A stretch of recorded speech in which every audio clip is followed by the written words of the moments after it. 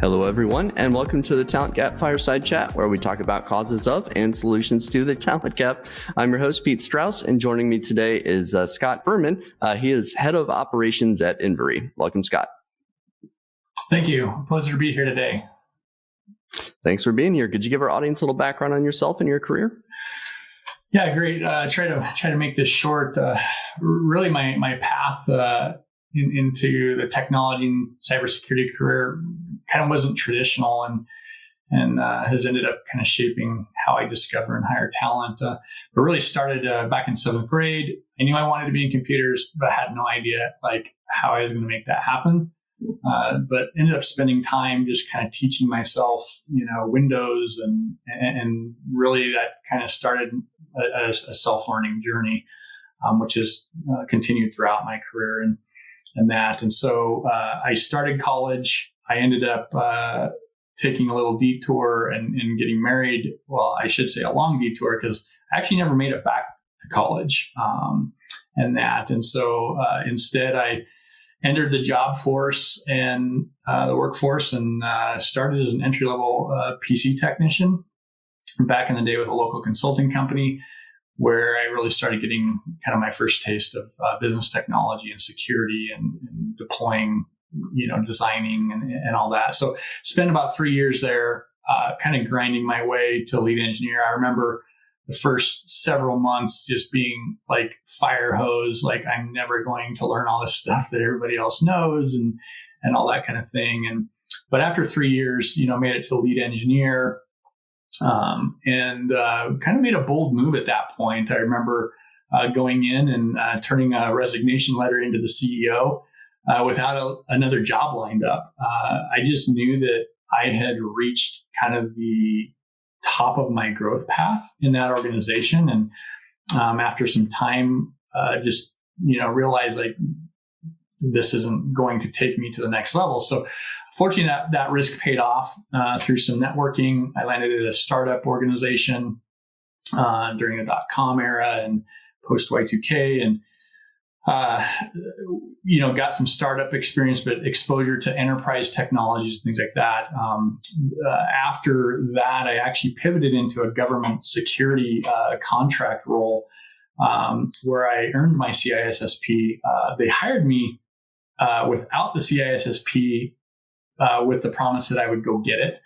And so I did that, got some fantastic government experience doing security testing and audit and compliance work in there. And so really from there, I spent the next 15 years with a data center provider, building and operating from the ground up a managed security services practice, as well as a multi-tenant cloud service offering, and eventually became the VP at that organization. Went through lots of acquisitions, and also went to another stint launching some security services at a private cloud company. And then ultimately found my current role at Invery, because I really am passionate about solutions that generally can change cybersecurity. And so through all that, it required constant self-learning, making calculated career changes, and not being afraid of the unknown, and really building relationships that open doors. Very cool. Yeah. And as they say, no risk, no reward. So it sounds like you've taken a few calculated risks in your career. What about on the hiring side? Do you think there's any sort of talent gap in the security field?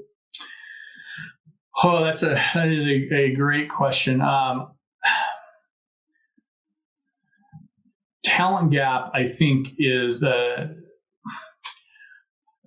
I think it's different than we think from that perspective. I think that I don't know that there's a talent gap per se. I think there's a gap in our understanding of what's available, and a gap in the hiring process, or a problem with the hiring process, and I think we'll kind of get into it more today. But I think there's plenty of people looking and wanting jobs, and that have experience. I think there are other problems that are leading to a perception of a talent gap. Yeah. So when you say a gap of what there may be out there on the market, are you referring more to candidates or the job openings? Referring more to like the job opening. I think it's kind of a both, right? Like the job openings that are out there, the openings are there because of the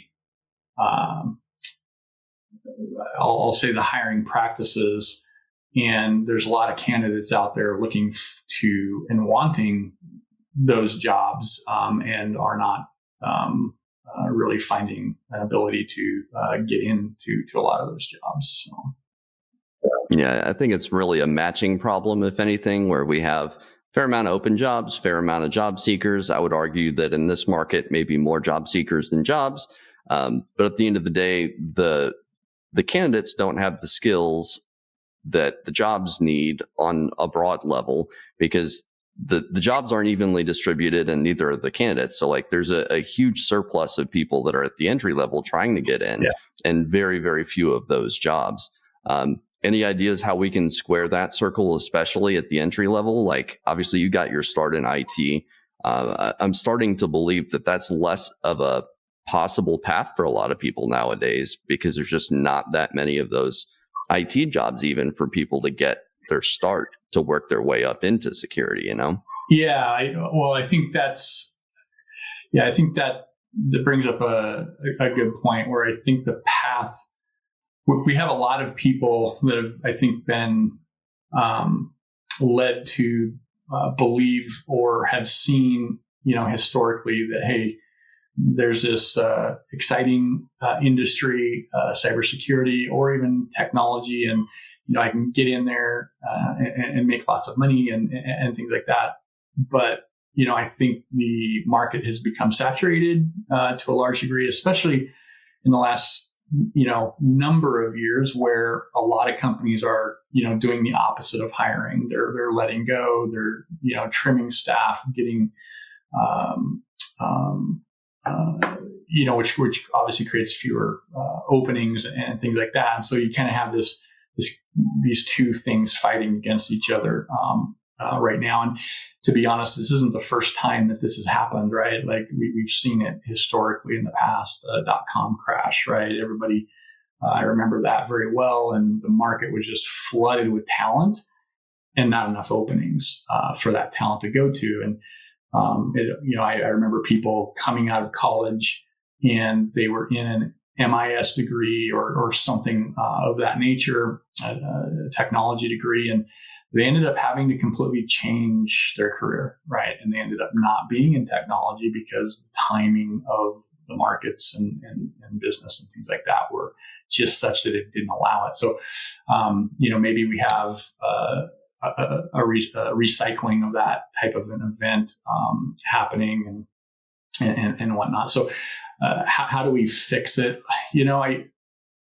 I would, I'd say a couple things.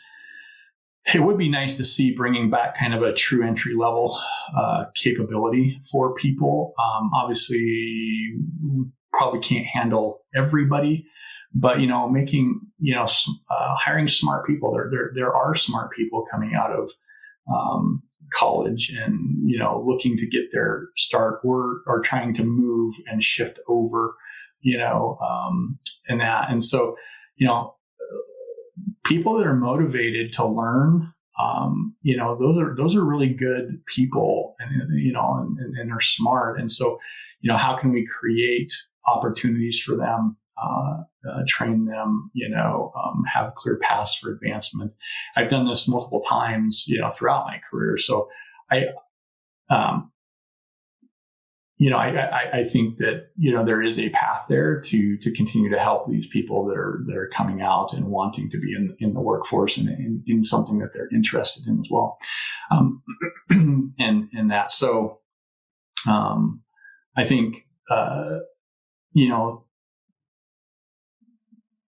education quality is, maybe another problem that is contributing, where academic programs aren't really preparing students with the applicable skill sets that are really needed. And, we're not giving them credit for their potential. But that's often a problem too, is, there's not a great fit there in terms of what they're coming out with. They might have some certs or whatnot, but like they don't have the practical application of those yet. And I think that becomes a barrier right now as well for people, trying to find their way. Yeah. Well, I mean, if you think about degree programs in colleges, they're not really set up to keep pace with the pace of technology advancement. No. By the time a course is created, even before it's delivered, it's now outdated. That's why I kind of feel like the traditional degree programs don't necessarily work as well for certain disciplines. Like I could see in computer science, for instance, maybe learning the basics of coding. That's going to be kind of perennial. Those basic concepts don't really go anywhere. I guess same thing with networking, but security, and then now all the different tools out there. There's a new tool every day. There's a new AI agent every day. It's like, how can you possibly prepare people for all the latest things coming out every day? Yeah. So it's almost like you need to be teaching people how to learn or learn quicker and adapt versus anything else. Yeah, I became a big believer of, at the end of the day, experience trumps everything. If you can get experience doing X, Y, and Z, that experience is more valuable in the technology industry in general than degrees and even certs in a lot of cases. So that's my experiences. I always very heavily focused on gaining experience and trying to become the best in that realm that I might have been focused on at that time to truly know technology and that. So yeah, well, and the catch-22 there obviously is that, how do I get experience if nobody will hire me to give me experience? Exactly. Which I think a lot of people are running up against, especially in this market where, there are so many experienced people on the market. And, I hear often how lean security teams are running. It's like, okay, if you have one head count and you have all these problems to solve, are you going to, quote unquote, waste it on somebody who's entry level that you're going to have to spend time training? Or are you going to hire one of the, thousands of people that are applying your job posting that have 3 to 5 years of experience? Like, is there a case to be made there in that scenario, do you think, for the junior person? In my experience, yes. I've hired entry level multiple times, even with a new product being brought to market, where, some of the value that I found is being able to bring up personnel, learning what they really needed to be focused on and learning, and their level of hungriness to learn and grow, and that, I've just seen remarkable outcomes from that, and those people going on to be CISOs and top level executives, successful entrepreneurs that have started their own, thing and then sold, So I think we do underestimate, the need for having someone less experienced or maybe no experience, because there's a lot of, yes, does it take some time and training and things like that? But I would argue that in a lot of things, every organization is unique and different, and there's a lot to learn about that specific organization, regardless of your experience.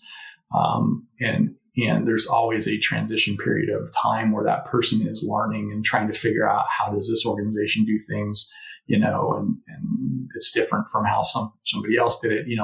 Technology is something that's learned, can be learned relatively quickly, and so giving the opportunity to people that are less experienced but motivated to learn and hungry to learn and things like that, and where you can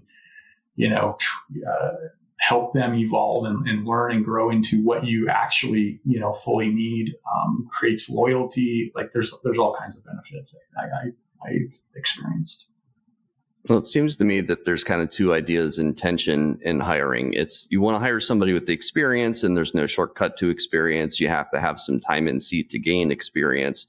But on the other hand, you want to hire people with high potential that may surpass people with less or more experience in the long run. If they're high potential individuals with less experience, it seems like 99% of hiring boils down to, and I've said this before. Has this person done the exact same job yesterday? And do they have, for instance, 5 years of experience doing this same thing? It's often hiring defaults to just wanting somebody who's done it before versus somebody that could easily do it and then go on to do even more in the next 6 or 12 months. Yeah. But potential, I feel like, is one of those things that's difficult to assess. Like you can't really quantify potential, really. Any ideas on how you can identify or screen for like high potential individuals? Yeah.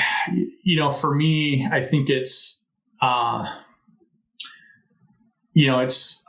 maybe I've been lucky, but in hiring candidates, both entry level and experienced ones, I think I found the same problem. Like I'm looking for the traits in people as much as what they've actually done, and uncovering the truth, I think, is the other thing too, because I've also found a lot of people that have experience that overemphasize or over communicate what their actual experience is, and so even with experienced people, I've had them falsify information or and you catch them in that, and so I think for me, I've looked for people that know how to think, demonstrate problem solving capability, and have they're friendly, they're engaged, they're motivated, and I think you can get a sense, at least I've been able to get a sense of those things in tandem with experience that's really shown for me being able to hire really good people that have turned out exceptionally and have gone on to do even more exceptional things. So yeah, I guess potential kind of breaks down to a few different traits, as you had mentioned. You're looking for probably autodidacts, people that are intelligent, people that are passionate, like you said, good communication skills. Are there any, I guess, interview questions that you've really leveraged over the years to assess some of those intangible traits? Because it seems like so many hiring managers I talk to, when they say what they want to hire for, it's those intangible traits more so than the technical skills in a lot of cases. So what questions do you ask to assess those sorts of things? Yeah, usually they are functional questions. Have you performed this activity, and they'll say yes or no or whatnot, but then following up that with, can you explain, walk me through how you accomplish that. And one of the things, or a couple of things that it does is, number one, it validates that they're actually, telling the truth. But secondly, too, it also helps uncover this problem of, did they actually do it, or were they just shadowing somebody or a part of a team that did it and they actually didn't do it, right? And so that, I think from an experience perspective, that type of question helps. Now, from a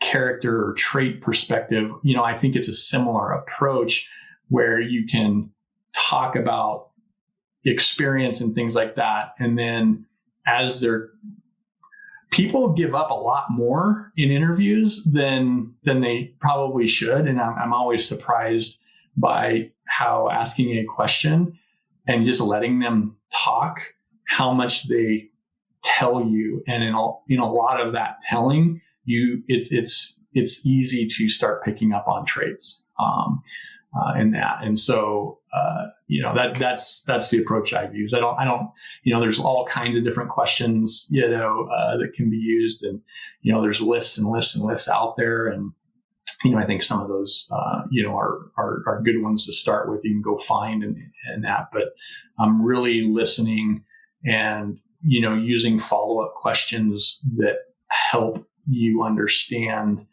how they made a decision. When they failed at something, what did they do? Right? Like that starts to get to the level of traits. Did they give up? Did they, persevere? Did they, how did they handle that? What was the stress like for them? And asking those kinds of questions. How do you deal with stress? And people are pretty open in interviews that I've done anyways, and I've done a lot of telling you, what they did or how they felt or what they thought and whatnot. And so for me, that's been beneficial in helping me understand who they are. Yeah, so it seems like a lot of open-ended questions and like you said, follow-up questions. I leverage a lot of follow-up questions. Like I basically have a standard list of questions that I do in my recruiter screens, but then I'm always asking those follow-up questions where to the candidate feels more like a conversation, because it's not just a straight go down the list Q&A. I mean, there's some of that. But at the end of the day, especially when it comes to motivators for making a move, that's where I spend the majority of time in my screens, just to understand what really drives somebody and why they might be interested in this role or not. Because at the end of the day, if they're looking for work-life balance and I'm representing a startup that, people are going to wear a ton of different hats, and maybe it's not a 40-hour work week. We ought to cross that bridge early so they don't get into the interview process and get surprised, and or even worse, get hired and then be miserable or get fired in the first 30 days. Yeah. So yeah, exactly. Yeah. So you've worked in a variety of environments. Have you found that hiring is any different, for instance, from public sector to private sector, or large companies to small companies? It can be, because the challenges can be different in the hiring, right? What is the financial capability of the organization?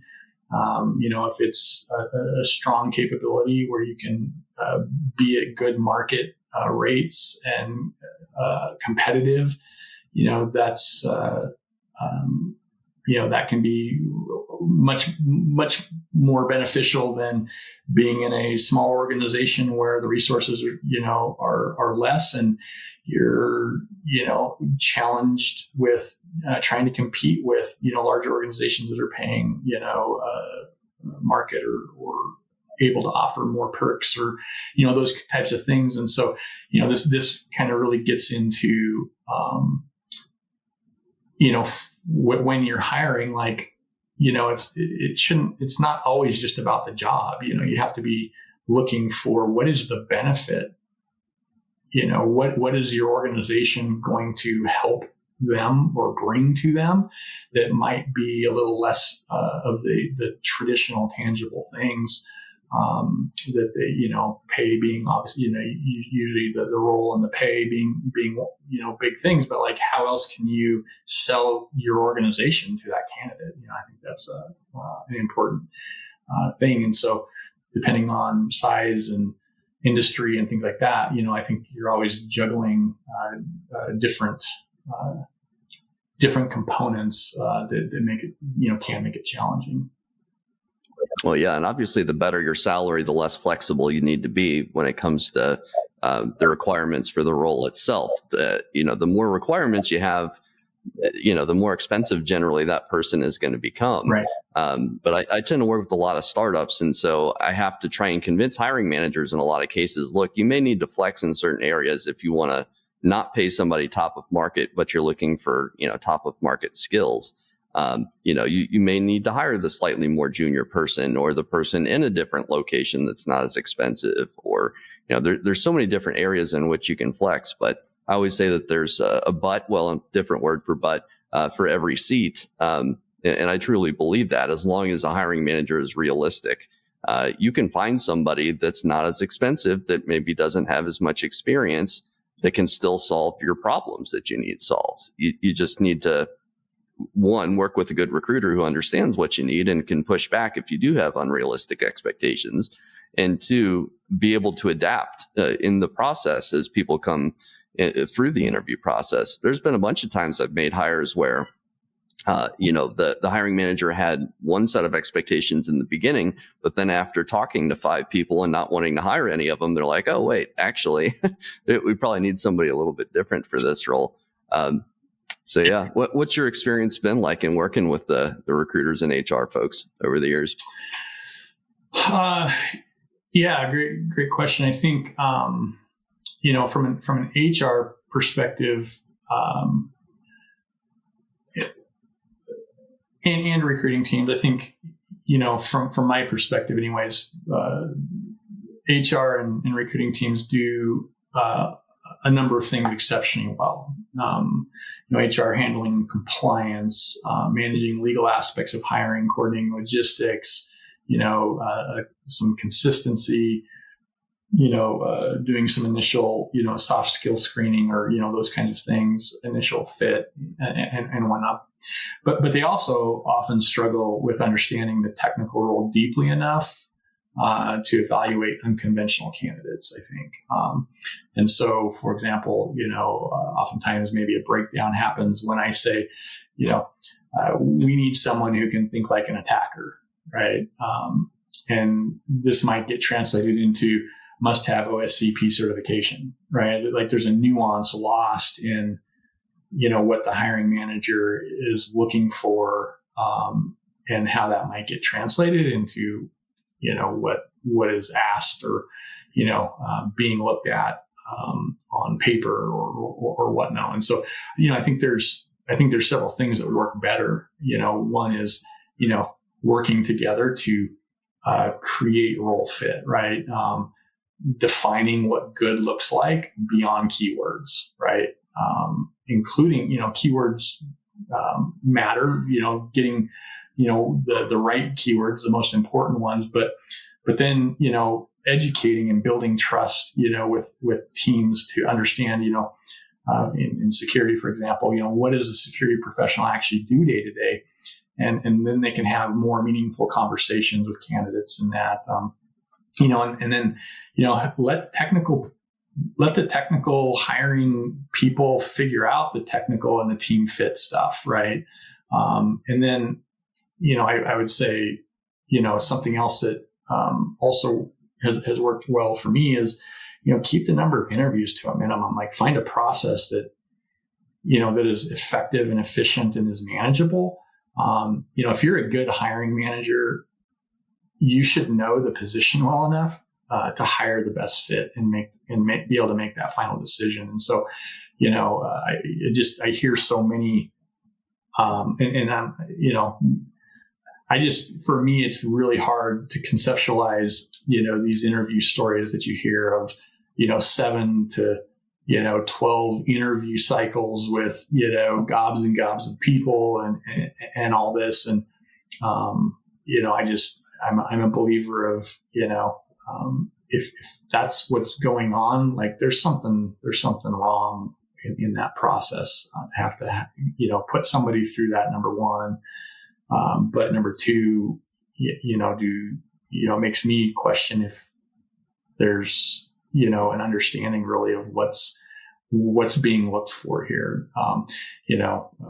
Usually first interview with a technical team with the, obviously maybe a screening call, fit, with a selected pool, small selected pool that's been determined, and then, that first interview with your technical team, the hiring manager, and, kind of assess the technical, skills, qualifications and team fit, a second interview that might include a direct report, above the hiring manager, executive interview. So there's some context awareness feedback to the hiring manager. Sometimes you can, get some concerns or blind spots uncovered there.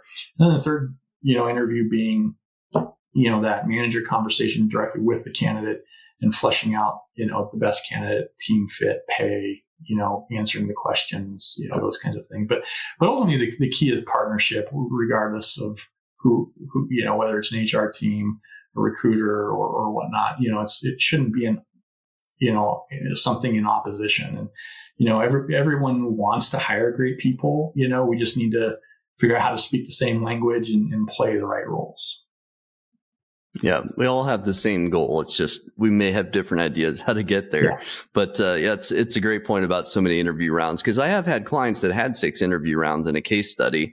And inevitably, I would advise them, look, you're losing a lot of really good people by round 2 or 3 because they have many options. And in my experience, people tend to follow the path of least resistance.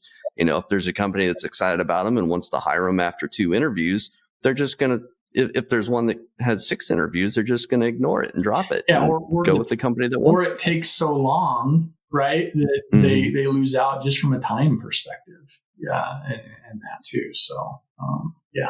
Yeah, because bird in the hand, absolutely. When it comes to job offers, especially in this market, people are a little bit shy of holding out for the best possible option when, they have bills to pay, especially if they're actively looking. But yeah, I've said this before. I think a lot of companies think that they're reducing risk by increasing the number of rounds because they're being more cautious in hiring. But at the end of the day, the highly qualified candidates that have many options are dropping out by round 2 or 3. But I certainly think that an interview process is kind of a microcosm of what it's like to work for a given company. Exactly.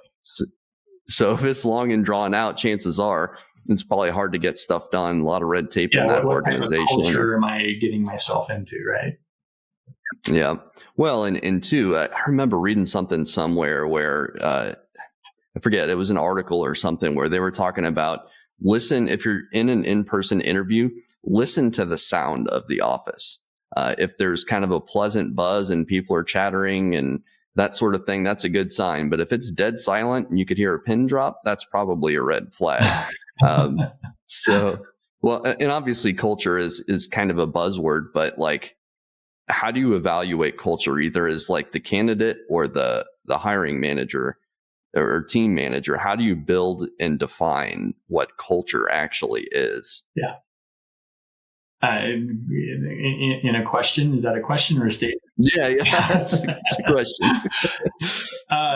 So I, especially here in the later years, I've really, when I'm making decisions, I have found culture is from someone looking, it really becomes one of the more important aspects, because I've seen bad culture in that. And so for the candidate, I think it is a really hard thing because, so I think you're right. Like if you have a 6+ interview process, you're getting exposed to more, so that, in some way that can be a benefit to help you glean more of like the people you're going to be working with and how they are, and, what your perceptions of that, are, and, but overall the candidates, are kind of at that disadvantage at that point of knowing kind of what the culture is. And so I would say,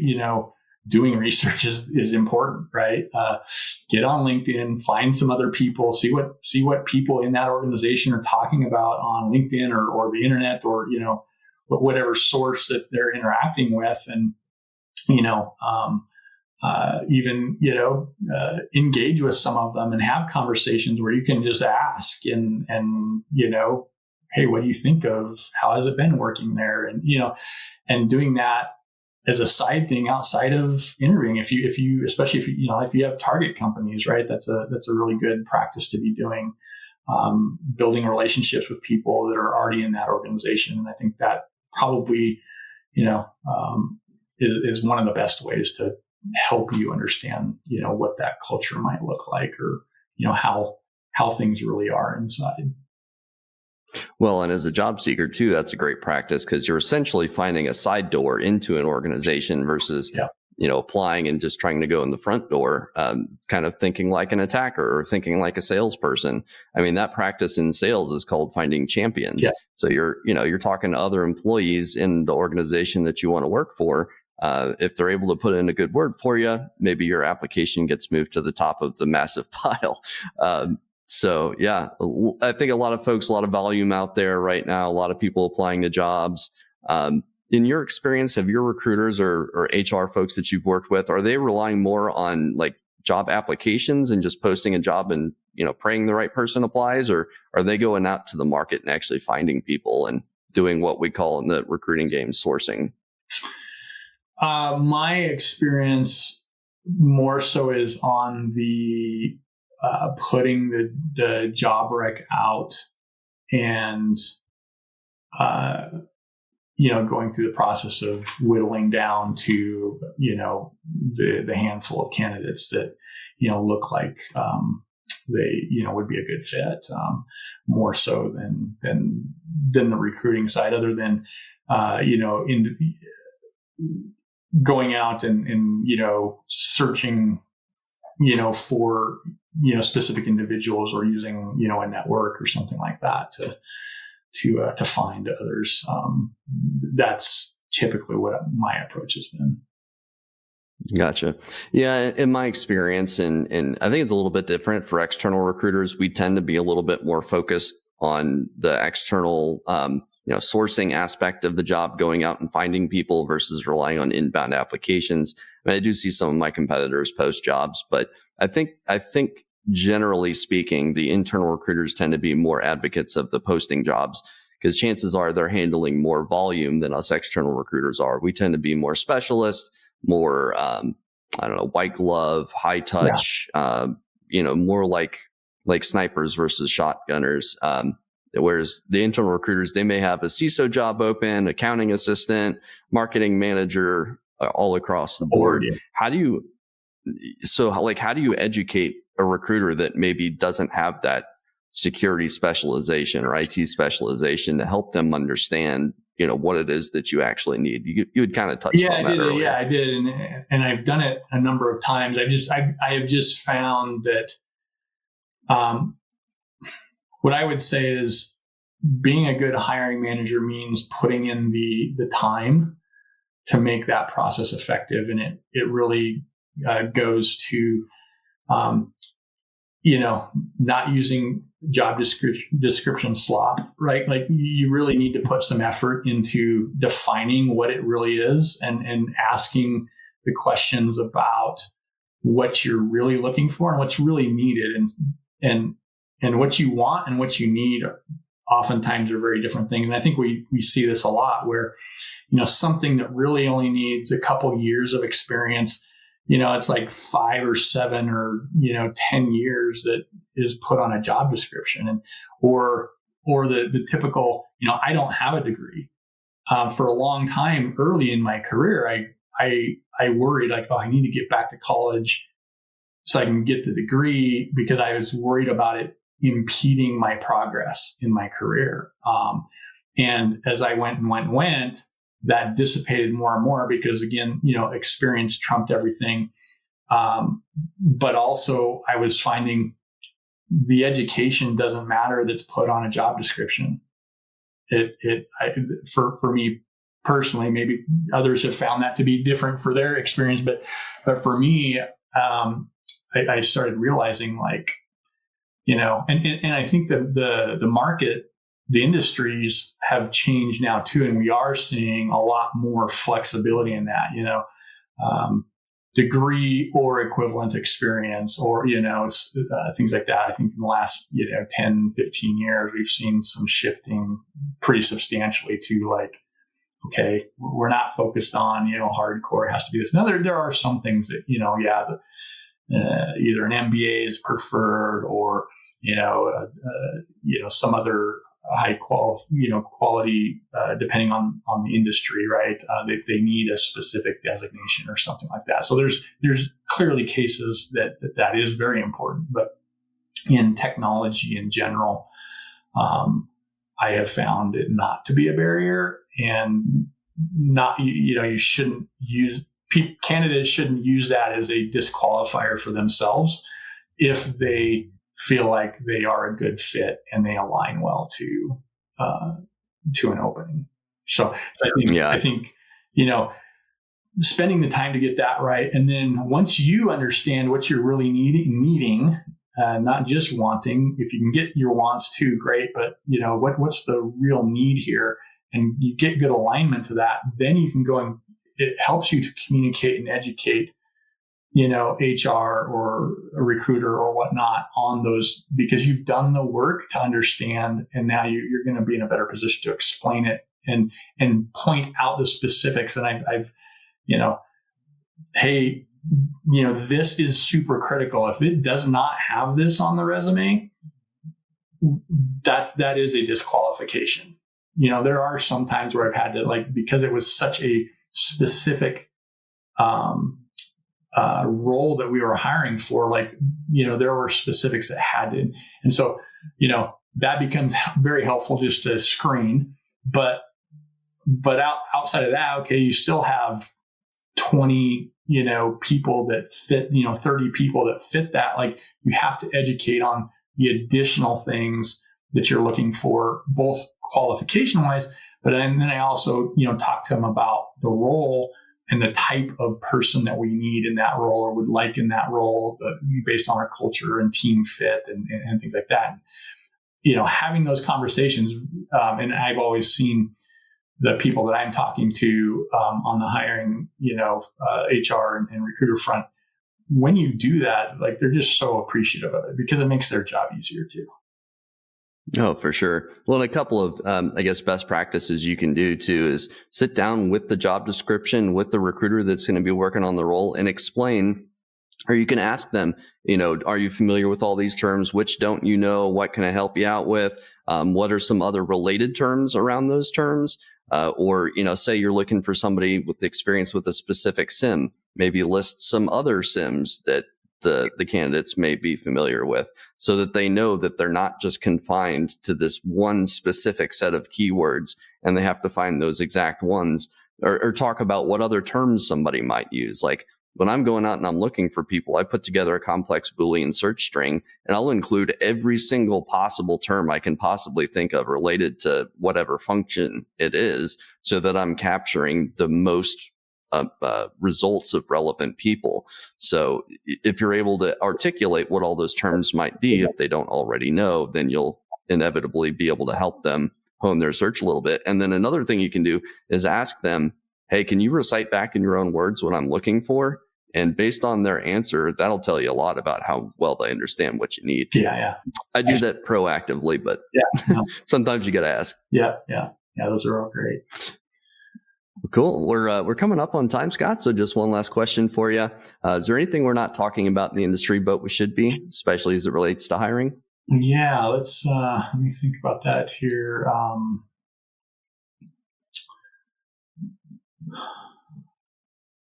I think, let me,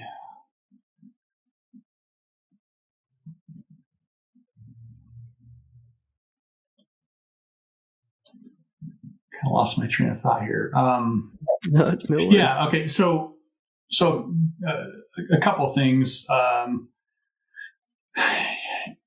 think a loyalty crisis, right? I think this is kind of bi-directional. Organizations complain about retention while treating employees kind of disposably. And on the reverse of that, employees complain about the lack of investment in them by organizations, but they're ready to jump ship for a 10% pay increase. So I think there's a duality problem, there where, really there is this loyalty question anymore, where is there loyalty anymore in our world, so to speak? Maybe bias towards credentialism again. We talked a little bit about that, though. Impact of AI on hiring. I think AI is both exacerbating problems, but also is offering solutions. And I think we'll see how that shakes out. But probably talking more about using AI thoughtfully in the hiring process and not just as a unmanaged gatekeeper, so to speak. Maybe mental health and burnout probably as well. The information security industry cybersecurity industry, like, it's demanding. It's a kind of an always on nature, and people are burning out, even at the executive level, just with the pressures and things. And so I think organizations really need to be thinking about how they're addressing that, because losing their experienced and talented people is going to be a problem for organizations.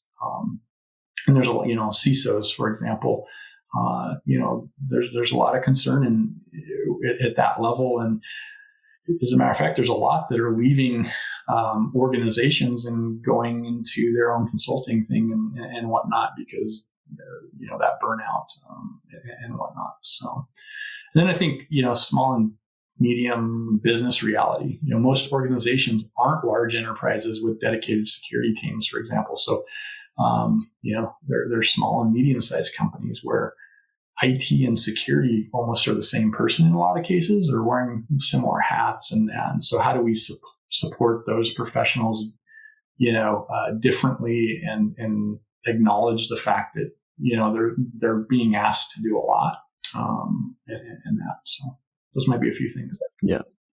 Well, as security teams get leaner and leaner, it certainly seems like the majority of the hiring these days is with anybody who's viewed as a profit generator or revenue generator. So that would be, people working for MSSPs or consulting firms or product companies where, security is their way to generate revenue. That's where I'm seeing the majority of openings these days. And like you said, I'm also seeing that the CISOs are starting their own vCISO shops and just contracting. And it's interesting times for sure. Yeah. Absolutely. Well, thanks for your time, Scott. If people want to reach out to you, what's the best way to do so? Yeah, they can find me. I'm pretty active on LinkedIn, or they can reach out to me at scott@invery.com, and happy to have any conversations with people that are thoughtful, and usually more than happy to share my experience or learn from them as well. Sounds good. Well, thanks for your time, Scott. Thanks, everybody. Great. Thank you. Hello, everyone, and thanks for tuning in to this episode of the Talent Gap Fireside Chat. Don't forget to follow our page on LinkedIn and like and subscribe on Spotify and YouTube. Hit that notification bell to be notified when we drop a new episode. New episodes air every Friday at 4 p.m. Eastern.